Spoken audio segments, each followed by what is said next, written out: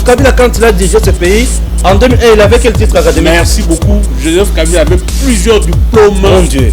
Plusieurs diplômes. Mais vous-même, vous posez que soyez calme, vous ne soyez pas agité. Joseph Kabila avait plusieurs diplômes en formation militaire, des académies militaires connues du monde.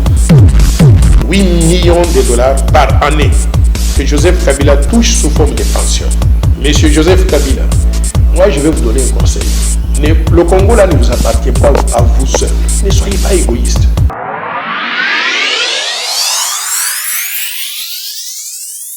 Tango Koki Bandeko Balandi, Tolobela Makambo ya RDC. Pourquoi dans le but Tango Koki, RDC et Nyokomi Mingi?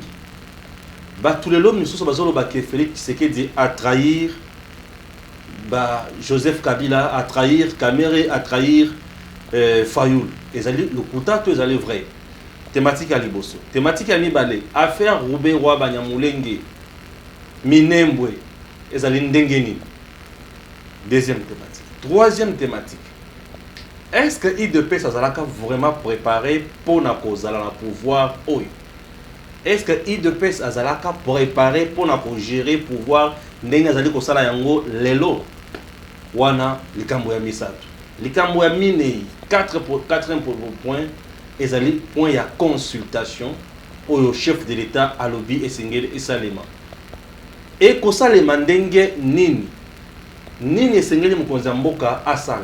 Aujourd'hui, vous voyez très bien que Edem TV c'est la chaîne du changement. Tango Koki c'est votre émission.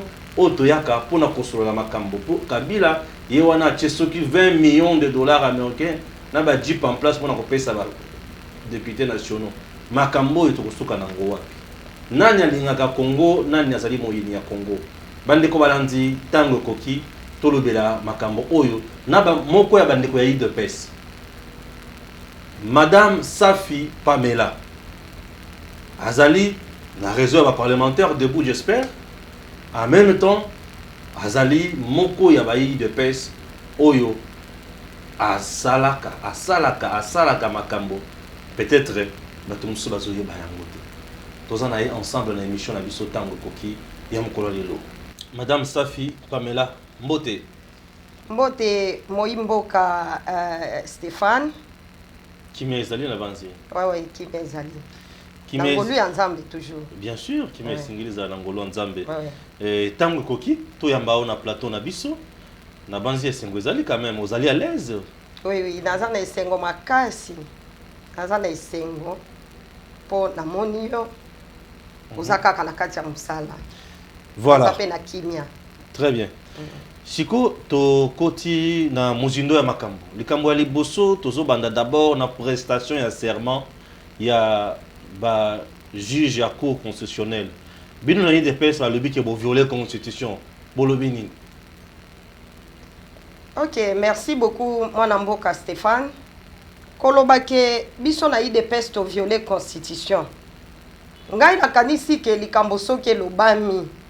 Nakobanda kokende mingi na kosola na yo na ba parametre ndambu ya Bible, ndambu ya mokili, parce que la Bible dit la nature ne nous enseigne tel pas, c'est-à-dire na kati ya bomo ina biso il faut tozalaka na ndambu ya liloba nzambe kati na biso.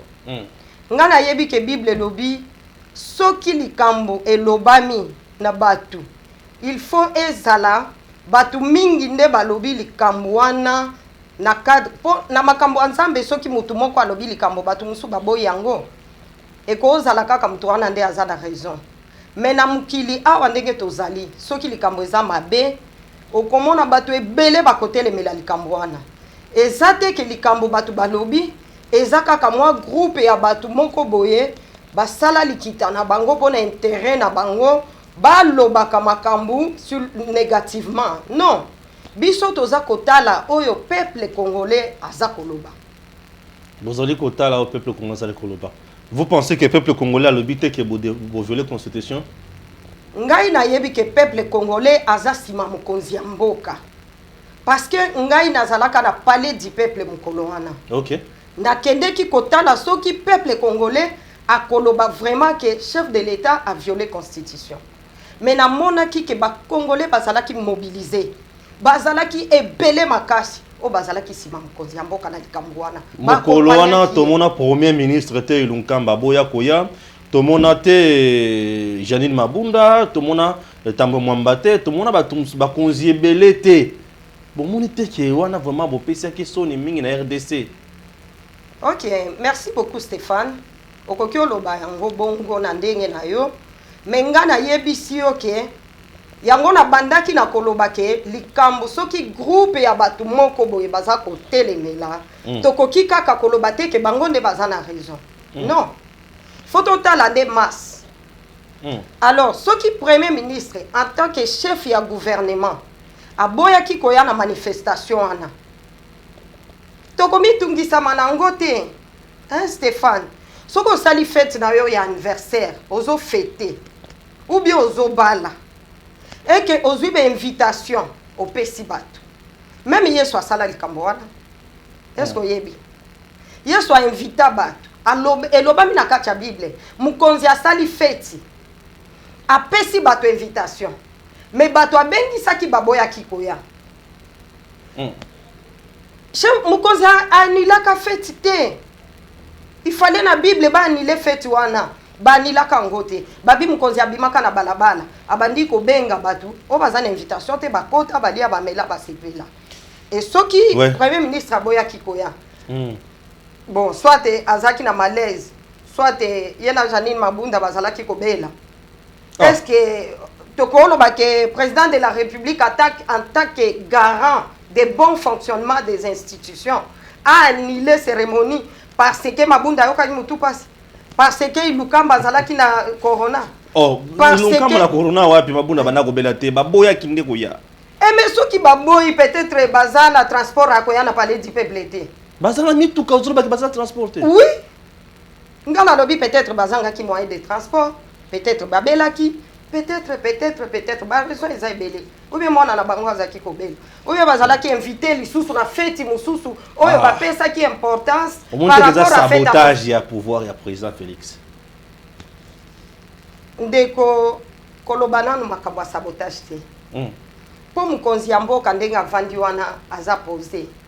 Ah bon? Na kanisi soko tamboli okomona ba tableau eza na kati ya mboko e komami que pouvoir nanga nazwa yango na maboko ya mutu moko te nazwa na maboko ya Nzambe na ya peuple congolais.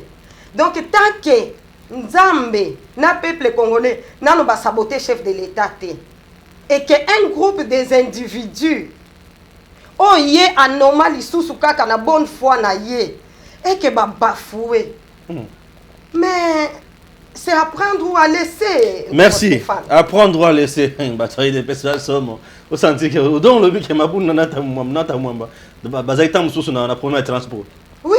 Pas qu'on dans le transport et comme parler du peuple. Quand on condamne bango pour la. C'est pas possible. Voilà. Alors, nous sommes là toujours pour vous informer. To kota shiko na mozindo lisusu ya likambo ami bale ezali likambo ya Roberwa na Minembwe.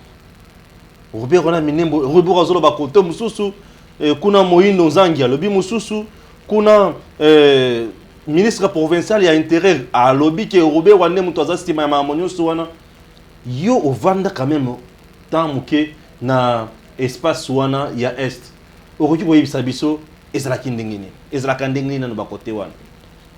OK, ndeko Stéphane likambo ya Minembwe baloba baloba te ngana lobaka toujours ke nazalaka na esengo ya koyoka tango mokonzi ya mboka na biso Félix alobaka le président de la République. Bon soki batu wana baza koloba loba ngana yebi ke c'est eza eloko moko ezalaka établi déjà parce que botamite na bokonzi ya Félix. Ouais. Soki botamaki na bokonzi ya président Félix Tolingaki peut-être biso en tant que derrière le chef de l'État, to banda ko rendre compte. Très bien. Siko tolobi na likambo ya Este Moyindo Zangie Kotoyo Robert Kotoyo. Malobeza na mboka na yo. Na yanzo ba vérité yanzo kosa. Ngai nazana liloba ya koloba te ke oyo azokosa oyo azoloba solo. Ndeko Stéphane nga nazana posa na lobela peuple congolais boye. Vas-y. likambo ya minembwe ekotungisa biso lisusu te. C'est déjà révolu. Oh ouais, c'est un problème révolu. Parce que le président de la République, ndena bandaki kozela na kanisi akotia biso na ba question. Achaki biso te na mituna ndeko Stéphane. Tant ba ebisie likambo ya minembwe, il a dit que la RDC restera la RDC si yeswa koya. Donc attends un centimètre. Congolais longola na mutuna yeke kotika na kokende na Rwanda. Bon, il n'y a plus de débat. Il n'y a plus de débat, Stéphane. Sur le problème des Minembwe, il n'y a plus de débat. Batika kondongwana ndongwana ezanga tina. Chef de l'État a suspendu l'installation. Il y a bourgmestre Minembwe na Djonaye, mais Robert Walobi a une discrimination peu précoce. Le fait qu'il y a suspendre Makambouane. C'est juste ça. Ce qu'on y a qui na bandaki qu'il y a un groupe de gens animés dans un sentiment diabolique. Oyo baza komi sepelisa bango moko na mitema na bango. Donc ils ne font les choses que na propre intérêt na bango. Ce qui est kokende na intérêt na ye, il peut défendre et mettre la tête à couper. Mais biso peut tolobi to mettre la tête à couper pour défendre les paroles du chef de l'État. Bako bando bafoué en côté. Chef de l'État a boyi biloko wana. A boyi yango. A suspendre. Et azali bandate. Yende mukonzi a territoire oyo. Bakata déjà mabele. Ndeko Stéphane nalobaki na kolobela mingi Bible. Est-ce que tu sais que ezana ba nation onzamba betaka parce que ba mekaka koyiba mabele ya baninga. Neti ba nation nini susu. Bino ide pes beaucoup ba évangéliste. Ah mais oui, parce que président Nabiso aza vous évitez que président Nabiso aza institué par l'huile de Dieu. Voyez bakate. Ce que vous avez besoin d'image na cotine de la yo. Yango na biso c'est un parti au pouvoir. Faut tambola na matambe na ye. Chef de l'État a suspendaki installation ya Minembwe. Installation ya Minembwe. Parce que a yende azako diriger mboka oyo. Étant donné que a pesi ordre te a kosala likambo. Likambo wana atabo défendre yango que le président était la Salakaboye, dans l'année 1900 était le Salakaboye, c'est lui le président, c'est lui qui décide. Bosali Likambo à son insu, à quoi annuler Ango. Ce qui a trouvé intérêt à peuple d'abord, à quoi annuler, ça c'est sûr. Mais aujourd'hui, c'est comme qui dirait Makambo, comme bilinga. Robert Walobi a discrimination, pesa décision beaucoup précoce. D'ailleurs, ngana boy o zongela Roubaix, c'est juste un ministre. C'est un individu comme moi. Ndeko benginga lelo na émission na yo, c'est sa fille. Ngana koya kopesa ordre na kati ya plateau na yo awa te. Na kolanda makambo yo zo sala awa. Oui, c'est ça. Le président de la République est un garant à bon fonctionnement des institutions. Alobi ke likambo yo eko salema bongo te parce que eko bota crise na mboka parce que eko pesa désordre makila bana mboka eko sopana eko sala boy. Alors toko landa intérêt à un individu comme Roubaix oyo akota na mboka Congo azo vivre par la grâce de Dieu, soi-disant pasteur oya yebi kotanga Bible malamu te kotala comment respecter les limites na kati ya bamboka. Et c'est pourquoi je t'ai dit que na kati ya Bible ezana batu ba beta makali kolo ya mabele. Boye bisa Roubaix s'il vous plaît. Bino ba imboka oyo bo pataka. On a fixé caméra bien. Oui. Boye bisa Roubaix ndeko Roubaix mwana soki aza mwana mboka na yebite. Aza mwana mboka te. Aza mwana mboka te parce que tozo douter na ye makasi. Et puis sois sûr que na makambo chef azo sala mikolo yo mboto ebite to koyoka ba mususu libanda bakol traverser ba frontière.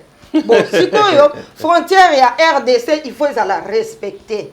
Non, frontière déjà vous allez respecter. Parce que la Roubaix c'est comme si to comment paie sa valeur makasi na ba individu que to paie sa valeur na peuple congolais. O ba yebi ke mabele wana ezalaka ya RDC.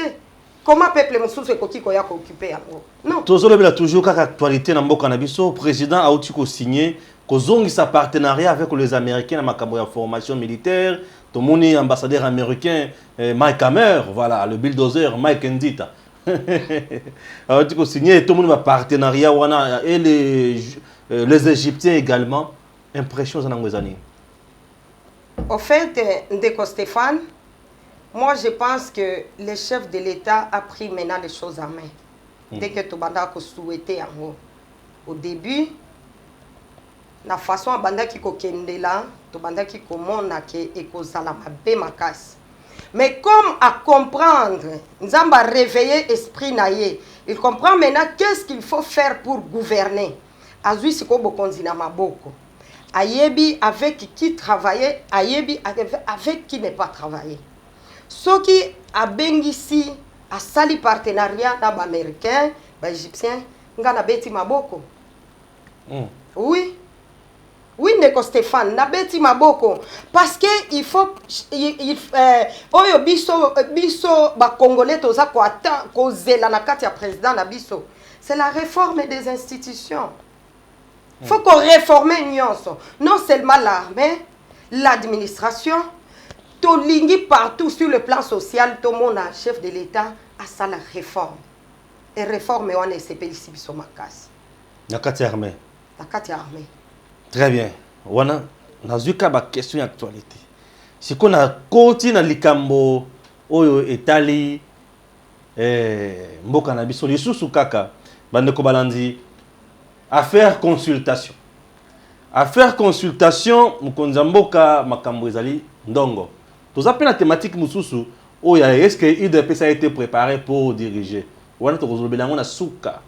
Ah, tozokota na mozindo ya makambo siko na koti na mozindo ya makambo faire consultation président de la République a salaka discours amoni alobi ke ezo simba le souté na salimanso mais bato bazozala na bonne foi te pour to kende liboso na yango na zui décision ya bino peuple na kozongela bino de source maintenant na bandi union sacrée pour FCC na cache ezo tambola le souté.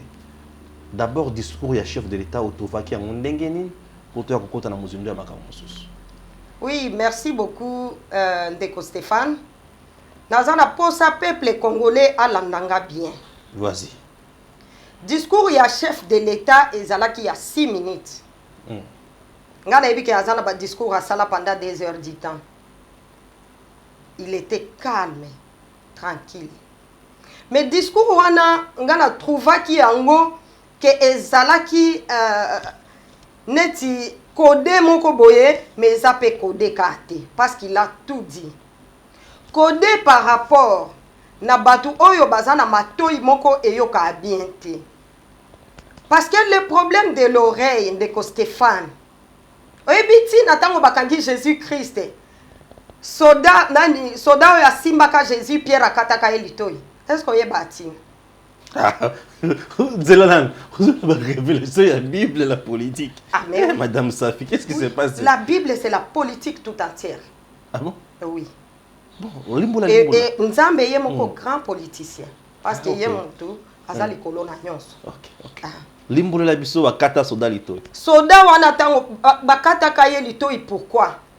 Parce que il fallait lito inaye ekweya na mabele.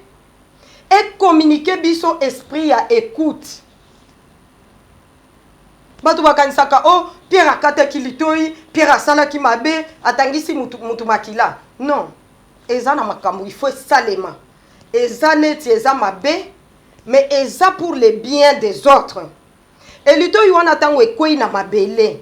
Yango nde eyebaki na kotambwisa onction ya écoute, oyo lelo mutu. Soki ozana esprit à écoute, oko évoluer très bien.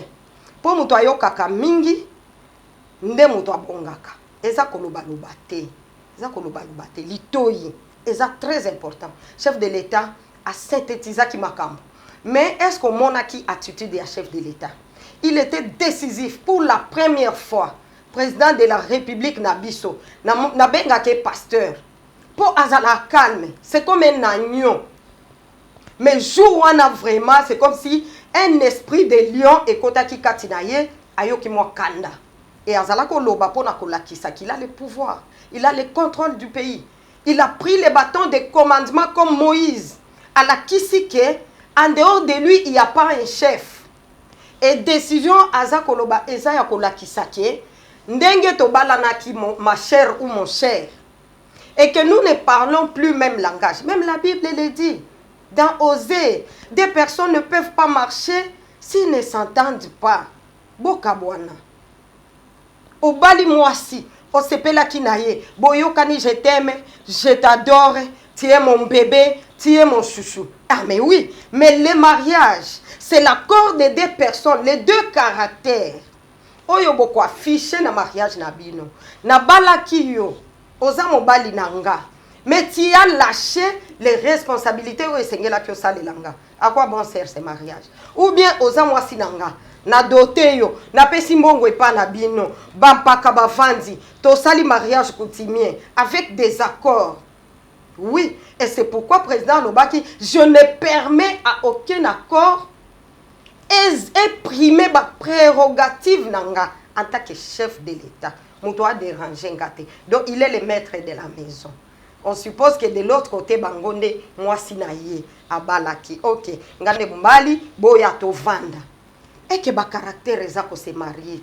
Est-ce que libala wana eza na sens? Yango ce que bazolo bake ba divorcer c'est un problème. Tu trahir, à trahir les sous Kabila a trahi ça qui na Genève, a trahir Kamere, a trahir le lot Kabila. D'abord to banana Genève. Est-ce que na Genève Félix Tshisekedi avait trahi Fayoul? Na batom sous. Loin de là. Ndeko Stéphane, c'est hors de question. C'est hors de question. Le chef de l'État a trahira qui Moutouté. Il est un visionnaire formé par les sphinx et un esprit avance. C'est un homme qui est extraverti. Donc, Azan Moutoumoko Azan a vision de loin. Atalaki Biloko Basali et l'esprit de Dieu qui est en lui. Oyebi qui est chrétien. Oyebi qu'il est baptisé. Donc vous allez chrétien, vous avez l'esprit de Dieu. Beaucoup mieux comme ça, Félix, on a commis 5 ans. Donc comprendre vraiment bien le sauter. On suppose que c'est un enfant de Dieu. Tokoboya yangote yo pokoboya yangote oyebi église na ye, oyebi pasteur père spirituel na ye. Oyebi qui a consacré mboko na maboko ensemble. Oyebi, c'est le premier président qui fait ça. Non, ça c'est vrai, il a consacré le pays. Na maboko nzambe, on ne peut pas le nier quand même. On ne peut pas le nier. Alors, tango à sentir que makambo ekokende malamu te à la longue et que base na ye azalaki en communication na yango atuni base parce que ayo kaka base na ebite soki bobosa na ka place wana mukonzi akoki kosala moi mbeba muke mais soki aza bien entouré et que entourage na ye ba ebisi était chef eloko oyo ekosala boye soki aza chef ya malamu akoyeba ke mukonzi sengeli ayamba pe conseil ayoki base. C'est comme ça qu'il a changé les choses directement à retirer signature naïe. Ce n'est pas pour autant dire qu'il a trahi Moutou. Non. Il a fait des choses à l'intérêt de son peuple. Si demain je serai président de ce peuple-là et qu'aujourd'hui nayoki bangote, est-ce que n'a maîtrisé bango l'air na kozala chef? Parce que l'IDPS, ce que yoka katolobaka, tenez bon, l'IDPS vaincra et gouvernera. Eza kolobake na idéologie à sphinx. Ezala ki na eloko moko babengaka optimisme. L'IDPS c'est un parti optimiste. Tobanda ki déjà comme on a pouvoir. Tokoli na kati ya pouvoir. Et na yebi ke eza sujet na yo ya suka na kota kuna penzate. Mais naza ko yebisa yo ke ndenge chef ayo kaka peuple na ye nde modèle. Il a fait le modèle. Peuple wana pe wa yo kaka wana. Alors belé pe mbale belé awa non kabwana na feda na kabila tikala pe koyoka peuple wana te. Voilà. Ba ça on a tikala pe ko sala lango te. Très bien. Mutuna wana eza kitoko makasi. Est-ce que yebi ke balobaka pour que ozwa eloko eza na se ambeto. Position nino ko sala ndeko Stéphane. Oza mtu amayele. Ah, mais quand on peut répondre ah mais oui. Ce scénario nazo la talipapa nanga oyo mais eza na se ambeto. Je dois d'abord nakita. Faut nakita. Natala na mwaka liso kuna na se ambeto. Soki na moni yango na gunza mi très bien. A défaut na lali pe na se libumu. Na lali libumu na se na bendi yango. Soki na comité ezalai musika na zui pe nzete na kotisi na bendi eloko nanga. On a bandé koluka. Le pouvoir c'était pour l'IDPS. Mais pour Tozo yango, il a fallu Félix. Il a fallu Félix là-bas. parce qu'ayebi ba position ya kozwa eloko eza na se ya mbeto ayebaki pouvoir en place ndenge ezalaki ayebaki yango peut-être bato mususu basala la politique bozo sala bisala sala mais moi je sais que mon président il fait les choses intelligemment sagement aussi ayebaki ke eloko pona zwa yango faut na lala nani alali akiti bokanisi kendenga alali wana azui pongito akufi. Non, il va se soulever dans 5 minutes à côté de Massi azui eloko na ye à telemi azui ce composition mususu. Donc na Genève Félix n'avait pas trahi Fayoul. Il n'a trahi personne.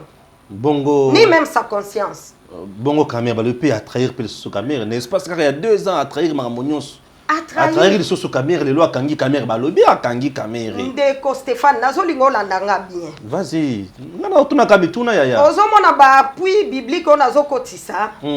Pour que bolimo musanto akamba biso bien parce que lobi esika bazotanga ya koza. Dans un premier temps bino ba journaliste bondi makape to travailler kandenge ba serviteur ya Bible ba na ya tika. On a beaucoup de côté justement. Pour Joseph Bazaki ba politicien mais balobi Dieu il était avec lui même dans la prison. Azala ko mona ba vision kuna. Abandoko expliquer pe ba songe. Ngana zo expliquer iloko moko ndeko Stéphane par rapport à mutula na yo wana. Ndeko Kamere, c'est comme toujours dans l'émission, 2 personnes ne peuvent pas marcher ensemble s'ils ne s'attendent pas. Vous comprenez? Donc, il y a un kutani le long de Stéphane, to bandi ko tambola. Mais nanzela kuna ndenge tozo tambola, yo nanzela musala na oko finga batu, musala na oko botola biloko abatu, musala na oko sala boy, mabe na yo zo sala. Et ce qui mabe na yo wana osali et rattraper yo kuna liboso. Ngai safi na problème wana ya ngai zani. Dis-moi.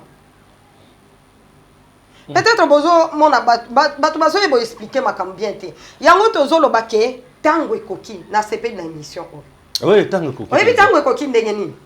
Tango ekoki ya kozwa na ba diplôme na biso. Kozwa ba valeur na biso wana tolobaka intel atanga te. Akomi wana ndenge nini? Mais regarde la Bible, Mutuna kati azamba zo petre ba brebis, roi d'Israël. Bino bozo mona e berger, nzamba o mona e déjà roi. Joseph kuna e babwaki na libulu basali boy abimi esclave akota ta na maternelle. Poup! Premier ministre à Israël, il y a Égypte. Bible zoye ba penza hein. A commis na Égypte a réformé Makambu nyonso. Ce n'était pas à cause des diplômes. Ce n'était pas à cause des licences, monsieur Stéphane. C'était à cause de l'onction de Dieu. Et comme il tend, tous les onction tout en application. Donc Félix c'est une onction. Onction makasi. Nzaba pamola eli susu akende liboso. Parce que ça fonctionne na ndenge abatwa Bible. Yo sali mbeba na yo. Mais tu ne sais pas que bambeba on est ko rattraper yo lobby. Ça va te rattraper Stéphane. Toyoki susu ke ba maison pour fabriquer wana mususu eza na Angola, mususu na ba container, mususu eza awa mais bokangeli nini. Ndeko Stéphane. Ouais. Ndeko Stéphane. Soki osali makambo, osi osali likambo na yo. Yebaka tango zo sala likambo. Tu vas tromper tout le monde sauf ta conscience. OK. Tango yo zo yiba. Tango zo lia. Ozo lia en coulisses, non? Il n'y a personne qui te voit, mais il y a un œil de Dieu qui te voit. Et l'issue wana ya nzambe, batu ba yeba ndenge fonctionne kate. C'est pourquoi il faut makambo nzambe ekota.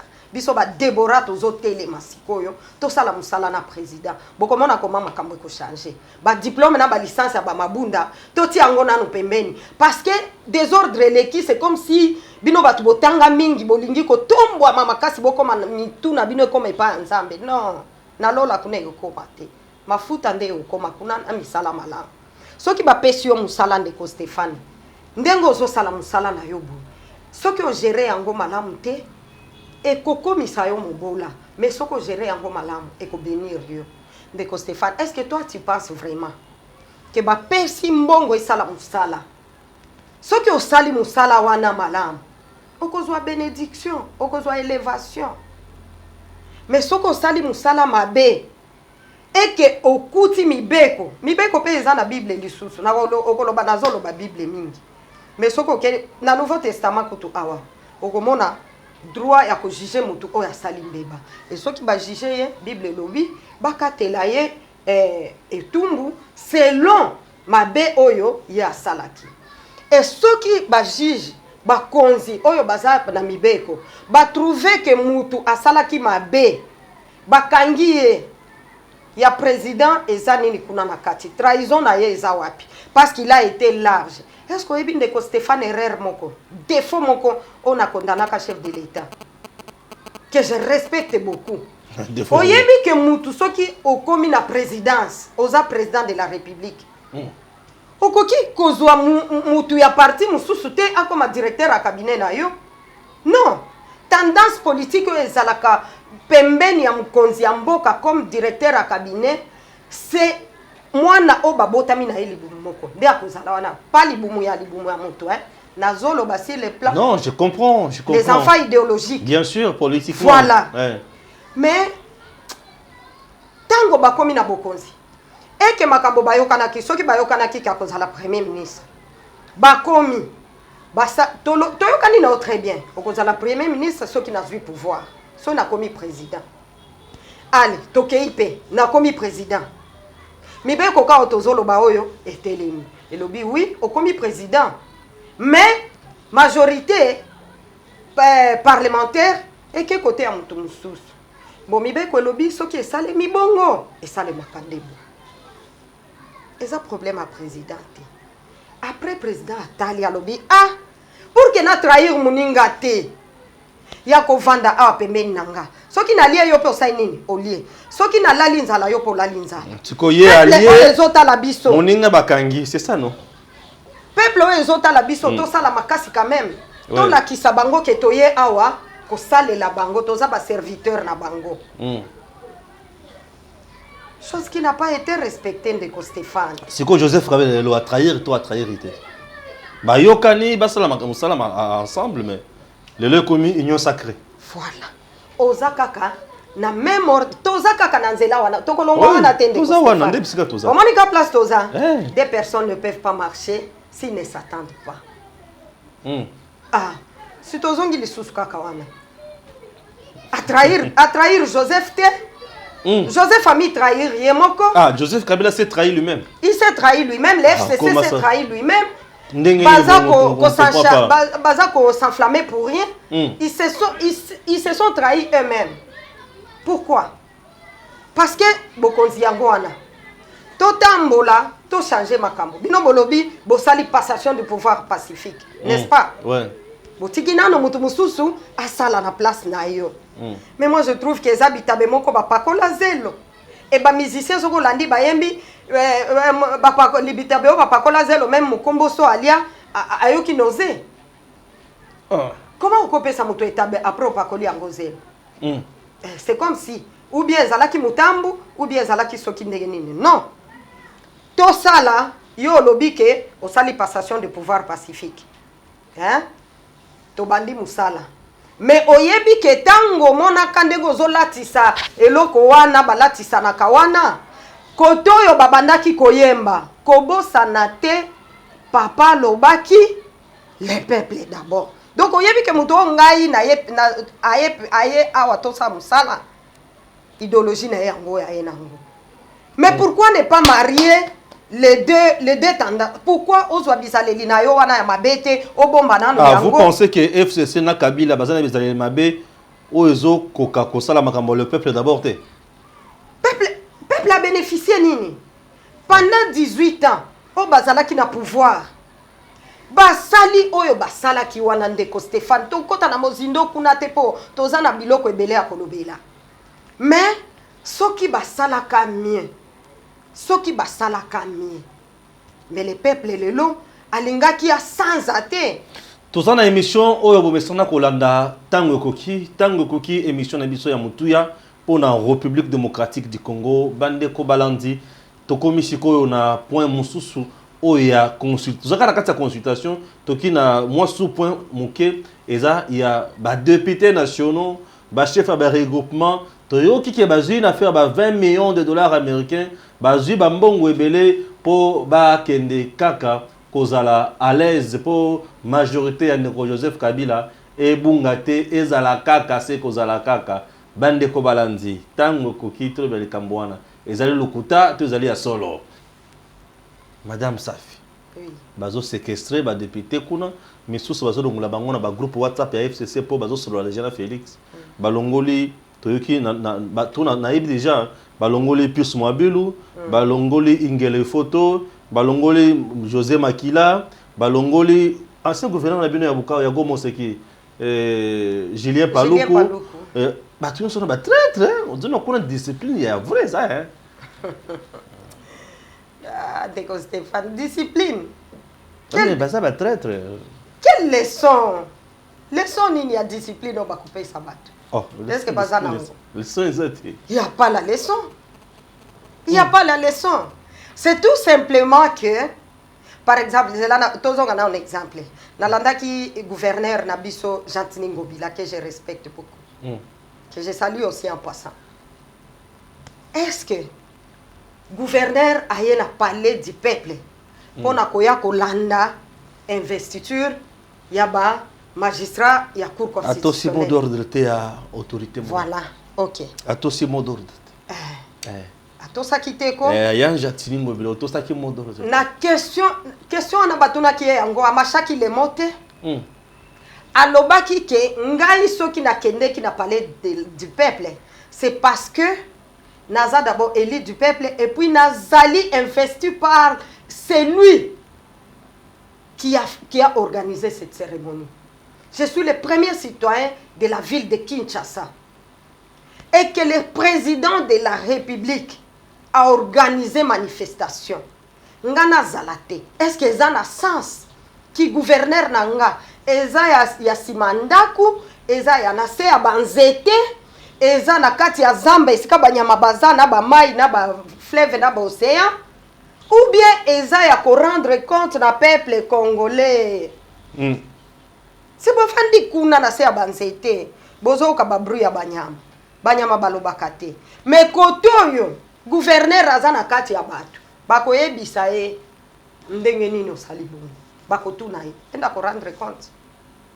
Il n'a fait que les devoirs, c'est son droit le plus légitime. Il y a qu'obéir na mibe comme Konziamboka. C'est un droit le plus légitime. Et c'est pourquoi Stéphane. C'est pourquoi tu as taxé bango na groupe wana des injustes, l'injustice qu'ils ont orchestré pendant beaucoup des années et ils ont continué. Injustice. Ils ont injustice. Comment beaucoup désobéir na chef de l'État, aux gouverneurs, aux ministres, aux ceux qui a parlement, au désobéir na chef de l'État. Ce que parlement na yo wana. Tango parlementaire eza bato balobeli yamboka te. Balobeli yamboka pa nani. Balobela kamboka. Et pas nani. Ya mokonzi yamboka pe bazoza ba décision, ba loi plutôt oyo esengeli za l'appliquer par le gouvernement. Oui. Tango peuple azoloba na ba député ayebisi bango makambo, n'est-ce pas?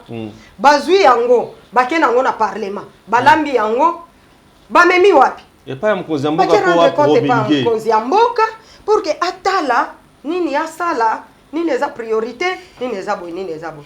Mais bino sikoyo bo désobéir mutu oyo boko kende ko rendre compte pa na ça n'a pas de sens et que lobi sikoyo makambo bimi bo kende liswe pa mutu wana bongo soki atuni bino na invita ki bino boya kite ngape na boy ko yamba biloko na bino sikoyo bangwana bakomi longola bato na ba groupe WhatsApp bazo bengana déjà ba député kuna ba lobby bino bato yi de pèse bozo corrompre bokomi ko sala débauchage. Ah il est pèse bokomi na mbongo Ce qui m'a lobby biloko wana mpona IDPS. Na koseka makasi. Balobi bongo. L'IDPS c'est une machine. Ouais. C'est une machine. Machine musala na iko écraser. Machine musala na iko effacer. Machine musala na iko zwelo kwa makasi eko mapete. Et si la machine ne parvient pas à écraser, ce n'est plus une machine babwa kango. Alors, IDPS a koki ko fonctionner te na mbongo. Soki na mbongo mbele Sphinx alingaki akufa te sans kokoma na présidence. Azanga mbongo te. Te. biso tosalaka politique à corruption te. IDPS c'est la vérité. C'est quoi ba député ba komi olungo kuna wana bazolunga po ani? Amen. Balongwe parce que basanga jaki batuna kité. Il fallait ba ko tuna tanga safi. Na ngana ibisa bango bandaka la bomoni nzela wana bozokende kuna. Ego inde la bino. Mutu wana za Satan. Satan ba collaboraka na yete. Omoni Satan okolo balelo o ngai Stéphane na kendo zwakisi ya mbongo. Ozui tata na yo. Pesi. Apesi au moins quelque chose, régner moi 2 jours. Ah, ce que vous et moi piaka, OK les sous. ABC o pesanga pe mama na yo. Pesanga pe no kona yo. Ce qui écoute mutu makasi. Oh baboy kolia. Satan ABC maintenant, c'est ton tour. Vous comprenez? Non, c'est juste pour le faire voir que mutu bazo tambola na ye, aza mutu a bien te, bati kaye bandaka la bati kaye. Aza sénateur a dit. Il a fait 20 millions. Hein. Avant d'anayer, il a fait 20 millions na ba JP ya ezana se. Ezana mesa. O ya ko dima zu clé. Ba dimi bazo. Mais ba oyo bayebi vérité. Ba oyo ya Nzambe bakoloba tonyoko li peuple o mikolo ebele. Tika to tika nzela ba konzi oyo baza ko sa musala bien. Basala nano peuple nano a se retrouver. Vous assure que Félix Tshisekedi a kozwa majorité parlementaire pour la Union sacrée Simba. C'est déjà révolu. Laisse tomber. Ha. Stéphane, laisse tomber. Laisse tomber d'autres questions, laisse tomber. Comment ça? Tu doutes? De majorité c'est Kala. Yango moko. Corruption te. Yango moko. Oui. Depuis le jour, il y a discours, il y a chef. D'abord, tu as ibisa. On appelle ça fuite d'information. Panza paro, panza makambo. To panza teke. Panza yaya. On m'a dit, to koma kiko tambo la boy. Ouais. Et ça na bateau ba koma ka déjà un pied dedans, un pied dehors. Chose que de l'autre côté, ils ne comprennent pas. OK. Bon bazan la vision, bon bazan la lito il y a bien wana. Ba bandaka déjà comment on a quitté. Faut que tu les malins. Et bah comment qui déjà le kolomoko ezongi koto le bokomoko ezongi ba mi zongi si ba musu soupe l'excellence Basile Olongo que je respecte beaucoup, je le salue. Ayebaka déjà Ayebaka député national, c'est ça le problème. Ayebaka de tomber ça ba député. Mais bazalaki kuna wana na longwa ki na ba député déjà na banda pe so fuite na ibisa que eza moi parenthèse. OK. Donc nga na yo to tamboli mais nazo sentir kati na yo net bien kati na banda déjà ko luka mwanza ete na nga na mibomba pona moni net liboso tozo kende boye et ça la bien te. C'est pourquoi on moni chef de l'état a sali discours lelo 2 jours 48 heures te pas na Africana Palace de ko Basile lobby. Il est temps de cesser avec les mascarades, les embellissements, les fabrications, les préfabriqués. Biloko wana totika yango. Tout s'est rangé derrière le chef de l'État parce qu'il a une bonne vision. La bonne vision, c'est de servir les peuples. De servir les peuples. C'est ça l'idéal. Et bakoma ki déjà komizonga déjà bango ne baye bakite baye ko situka na retard. Tu vois ceux qui mutukande le kakaye makasi aye ba makamte. On de ko Stéphane conseil na opesa nanda kunayo. Même na moi sinon même na bana cause la trop méchante. Eh papa bana babatami. C'est l'hypocrisie.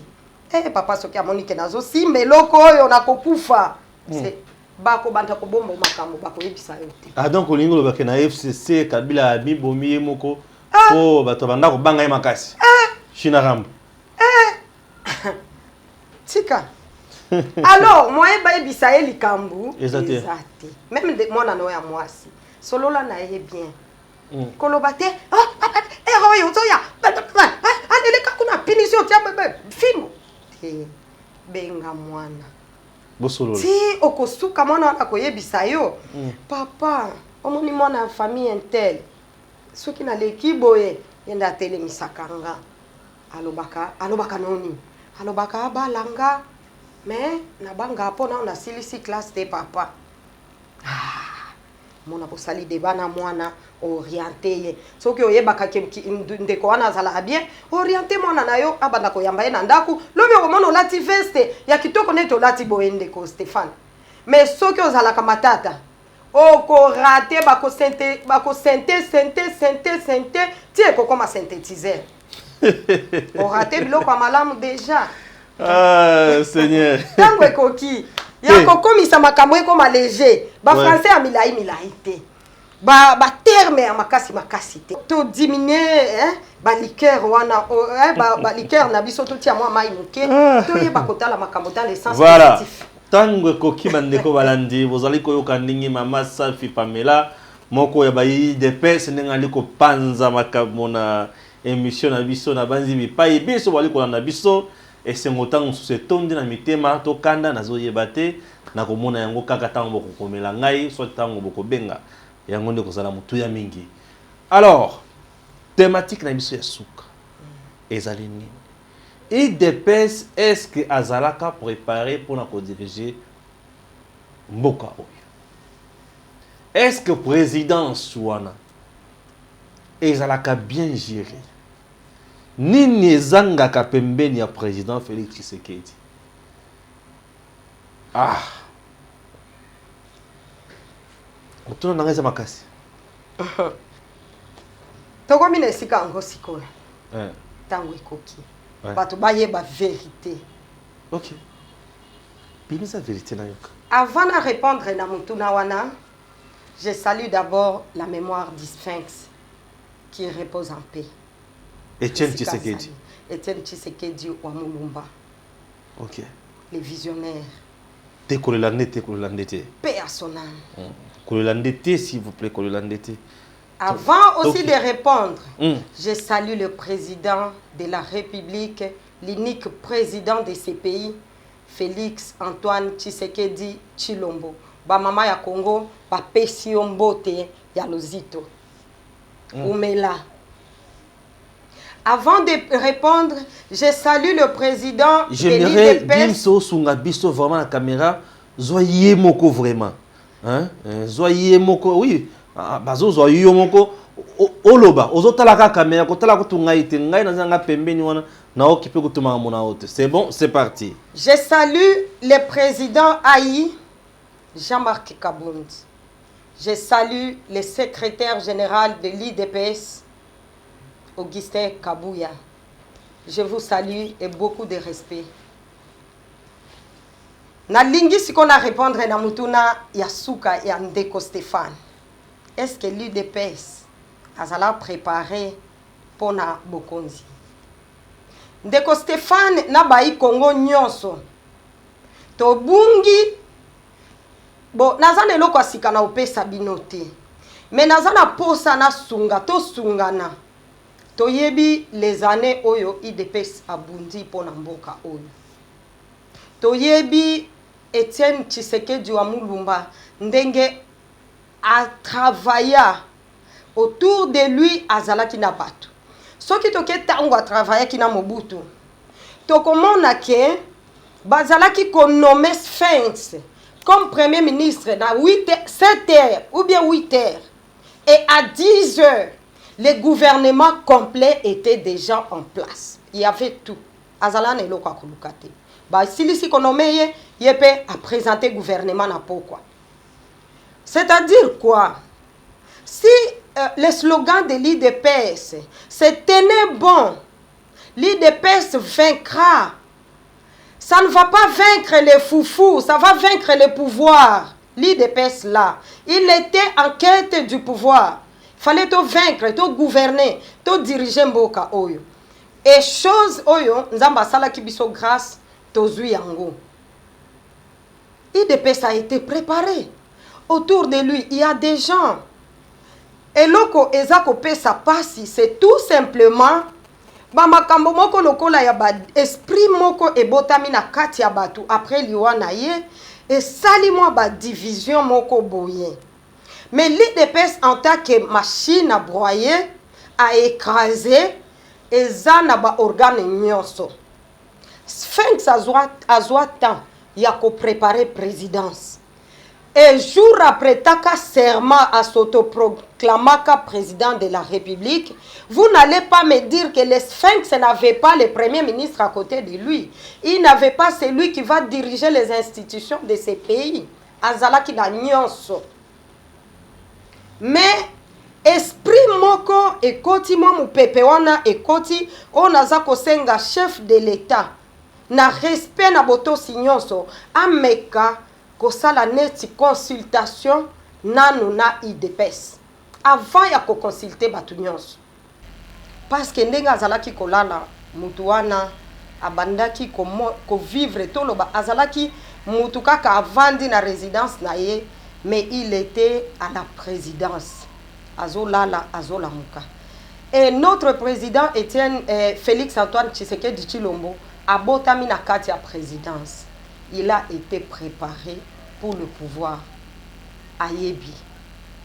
Mais ce qui me fait mal, oyonga na lukaka na ebisa chef. Azonga nano avant que ça la consultation ya ko sala gouvernement d'union nationale. Azonga nano na famille politique. Atala na a consulter nano programme oyo Kondo Etienne Tshisekedi wa Mulumba Atika. Il y a des archives, il y a des documentations. Présidence wana eza babenga kango Mongaliema, la cité de l'Union africaine. Eza place ya kobete la balite. Et je vais dire avec toutes mes énergies que le président est mal entouré. Je sais que dans le discours, avec le collectif de parlementaires debout, to salaka to tindelaka déclaration et to yebisakaye qu'il est mal entouré. To kotika eloko anate. Consultation, c'est bien, mais entourage wana oezana Mongaliema. Il fallait président Assalana nous réforme autour de lui. C'est mieux. Ce n'est pas une obligation. Chef Ayebi, Ayebi ndenge to koleli na kati ya parti na biso. Ayebi ke maître na biso abandaki kolala te pona ko préparer bonheur ya peuple congolais. Ce n'est pas un grand travail. Akonyo kwa mate. Eza biloko evandi na yango. A travailler nano sur ça. Kozongisa unité na kati ya parti. Afin que parti ait accompagné. Ce n'est pas à dire que ba oyo bazana tête ya parti bazo sala musalate. Loin de là. Mais ils font leur travail. Mais travail eux etikali eza ya kozongisa unité na kati ya parti. Le président de la République Ayebi organisation Oyo Sphinx a préparé pour diriger ce pays. Ayebi nani akoki kozala autour de lui. Ayebi soki abosani atuna abenga biso toko expliquer toko lakisa ye toko rappeler toza na archive. Il y a organisation, il y a organigramme, il y a programme sur tous les plans. Et ça na batu bazalaka préparé pour na kosunga chef de l'État atangisa makambo malamu. Bao bazawana tolobite ke bazo sala musalate. Mais l'IDPS a été préparé pour accompagner son président. Il est temps, tango koki, président a sa couloir. Na batu oyo, ezana bamususu, baza exilé, bakenda na exil. Parce qu'ils étaient pourchassés. Mais baye bani, babunda. Ezana ba oyo bazali awa, rejetés à leur triste sort. Mais bazana matière, ce qui ont vendu au solo lina bango oko comprendre te. Tu vas sentir que muto azako dégager matière ya gouvernance. Ce qui chef a bengi a comment na bakopesa ye programme moko. Et ye moko ayebi pe batuana. oyo akoki kointerpele bamosusu bakomelaka ye mais ateniraka compte parce que biloko ekomi lelo c'était prévisible mais personne ne nous écoutait, personne ne pouvait nous laisser le temps. Mais lokola tango ekoki nzamba pambola muimboka Stéphane tango ekoki peuple congolais to se prendre en charge. Totika makambo bazo sala sala wana ya ba couloir wana ya ba koloba boye ba pesa ki bambongo ba sala ki boye. C'est notre vie. C'est la vie de nos enfants. Tala papa maman esika ovandi. Tala ndenge courant ya pambo za na ngote. Mais ba pays étranger baza ko bénéficier na courant na biso. Biso moko toza na mulili. Tomoni batu musuba ke tout abapondu na village. Esika bakoka ata kotia balabala ata moko ya goudron te. Esika bakoka kotia ata mwinda te. Na mulili toke kochola ba villageois enclavés. Toke kochola bango. Ça c'est de l'hypocrisie. Tosunga bango ko tout abapondu, ba souffrance. Il y a l'électricité. Oui, koki konika pondu, okotie la bango. Mais pourquoi il dépêche tango alinga sala musala batu na mituna ebele? Est-ce qu'il dépêche bo? Est-ce qu'il dépêche bo? Ndeko Stéphane il dépêche aza organisé. Parce que aza mutu, il dépêche aza mutu. Il dépêche c'est une machine. Aza incapable te atane loko moko. Et ceux qui chef de l'État a kokaki kotike la IDPS pouvoir et atike la biso priorité 3 mois de Stéphane bako solo la lisu makambo ansala na RDC 3 mois. Vous pensez que aujourd'hui le président a tike la batoyi IDPS priorité te atike les priorités te parce que yemo quoi comprendre que atike c'est le but de son discours. Yemo quoi comprendre. Voilà. Yemo quoi comprendre. Merci. Merci beaucoup. J'espère que le message est passé. Voilà. Merci beaucoup. Tokomi na suka émission na biso tango koki nzambe abatela biso nzambe abatela RDC pour être RDC zali mboka oyo biso banso tozali kotambola na yango et tozali kokende malembe tito kokoma na suka. Que Dieu nous bénisse et à très bientôt.